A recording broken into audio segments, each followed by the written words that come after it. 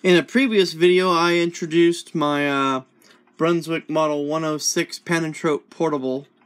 The musical selection I selected for the demonstration was pretty poor, so I thought I'd do another couple of videos on this little machine because I kind of like it. It's a nice little machine. I'm going to do something a little bit unusual. I'm going to do a little bit of talking though in a video, and then I'll play a record, and then I'll do another video just playing another record on it, something that's a little bit more interesting. So here's an ad from the April 1928 issue of the Talking Machine World, with a picture of the machine when it was new and the price. And if you was to remove the motor board, this is what it looks like. So as you can see, it's not like a lot of portables of the 20s where the there wasn't really a horn. The sound just came out and then up through an opening in the motor board there, sort of a little I don't even have a real word for it, just sort of a quasi horn, just sort of an opening. As you can see here, they managed to fold up a horn inside the cabinet around the motor.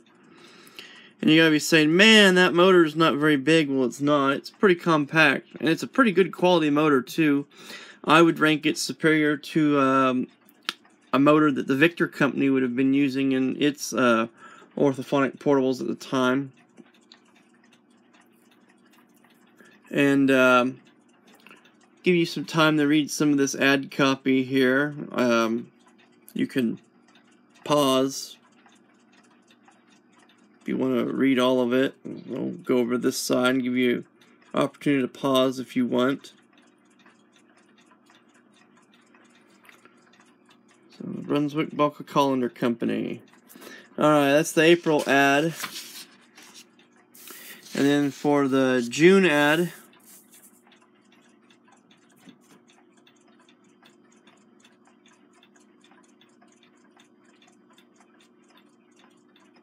once again, letting you read here.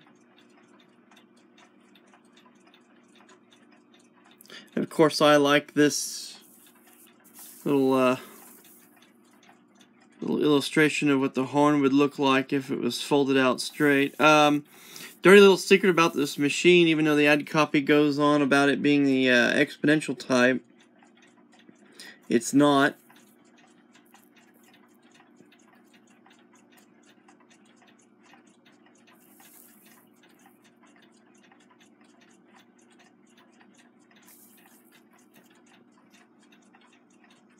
Still, the sound quality on this machine really is pretty good. I'm pretty happy with it. And it's not a bad little playing machine. Take a look at it there. Now this machine, when I got it, had a Victrola No. 2 reproducer, which of course is a mica reproducer for playing acoustical records. And then a friend of mine that goes to the Union Phono show pretty regular got this Brunswick head for me. I'm not sure if the original head for this would have been gold plated, or if it would have just been a nickel reproducer on a gold plated tone arm. And as you can see, just like the ad copy says, some of the hardware is black finish, such as the winding crank and the latches, and then some of the finishes in gold, such as the needle cup, the speed regulator, and the brake handle. And as you can see, the turntable rim is black finish. So it's not a bad little machine. They made another portable called the 109, which is a little bit different. It looks set up a little bit more like a VV255, with the front of the cabinet being the narrow edge, and then the lid opening up and then the horn entering out at the back, and so it can use a little bit of a reflex action with the sound waves coming out over the record player. This machine though mimics the style of portable that was popular throughout the 20s, where, as I alluded to in my voiceover, the ad copy, the machines that tended to be built during the 20s didn't have a horn that went around the motor. They were just a little horn cavity, and the sound came out into the horn cavity and bounced up and then bounced out through usually some kind of oval shaped opening here. So this machine is really being built in the footprint of that earlier style machine. It's I guess you could call sort of a transitional machine. And if you look through the advertisements in the talking machine world at the time, several of the other companies were doing this kind of thing too. I'm just gonna look from my folder. Talking machine world ads. Show you a Sonora ad. Sonora made a machine basically identical to this Brunswick, but I have no doubt that this Brunswick was manufactured in the Brunswick factory. Brunswick had expert craftsmen, very skilled woodworkers. Quality of the products they produced was extremely high. They were very good at what they did, and these machines, obviously pretty well designed. Obviously they did not have licensing agreement to use the exponential horn that was invented by the Western Electric engineers and used by Victor and Columbia under license. So they used a non-exponential horn, but just a very long one, as you can see. 21 inches long minus the tone arm.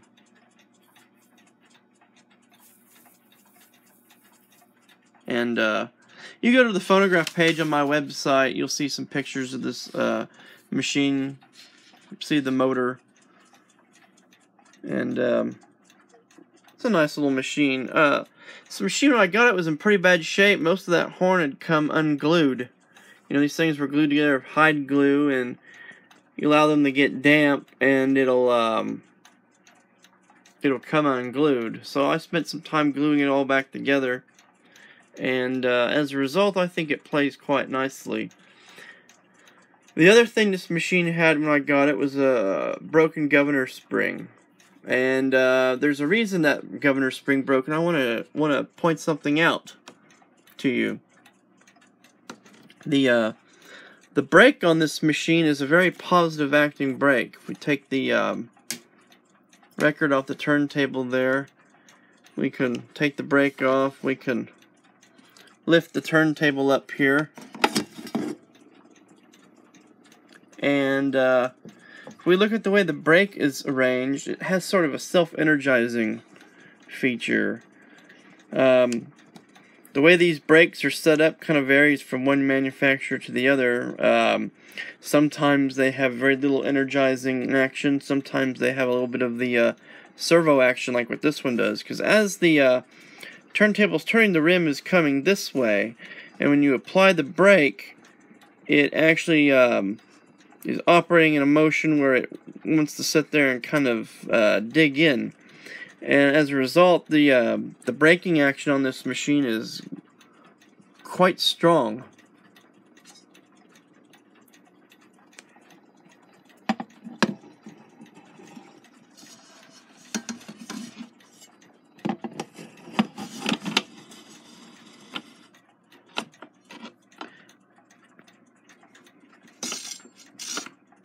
See, tends to cause it to want to stop rather jerky, very quick like. So breaking a motor like that can cause 2 broken governor springs. So the best thing to do is to slow the turntable down by hand gently.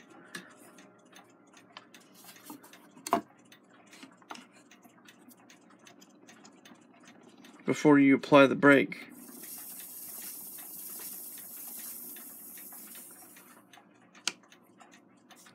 Obviously, a machine that's got an automatic brake, you're not going to do that. But one like this, where the braking action is tends to be sort of sudden and dramatic, so a lot of this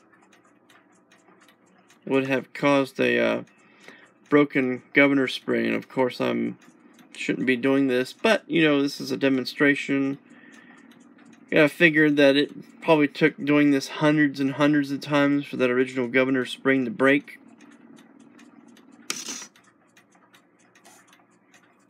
So doing it a few times for the purposes of illustrations is probably not going to hurt anything.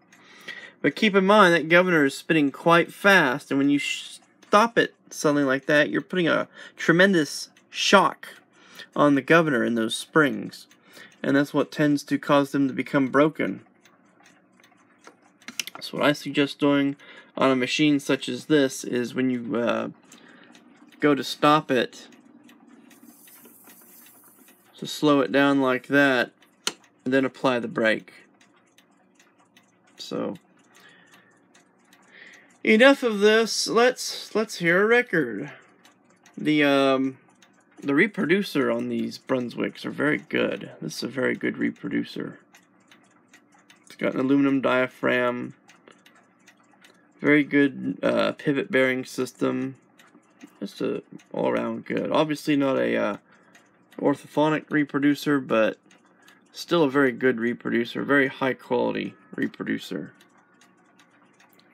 You know, by the time this machine was made, you really have to rank Brunswick as one of the big three, if not maybe second place next to Victor. I mean, by this time Columbia was, you know, running on fumes basically, even though they had access to the patents with their Viva Tonal records. They were still they had gone through some rough reorganizations and bankruptcies, and the Brunswick company very quickly brought itself up from being an unknown in the industry to a major player, and they already had a pretty well established network of dealers through their other lines. So, okay, this is Anchors Away.